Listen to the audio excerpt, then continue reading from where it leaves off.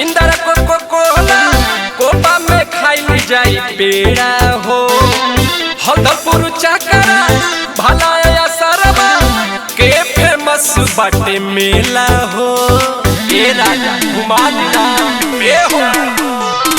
मजवारा में छोला इंदर कोला कोपा में खाई जाई पेड़ा हो।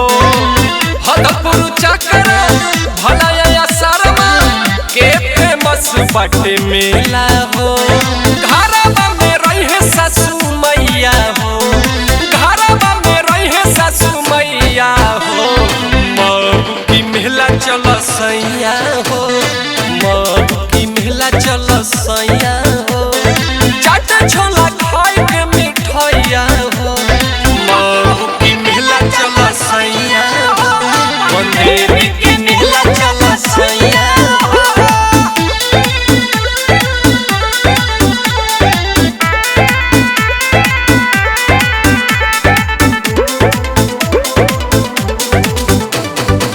भरत राज सोनू के ले आइले सुना धर्मेंद्र सैया हो।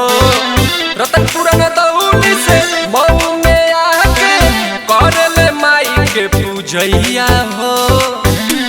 बुझैना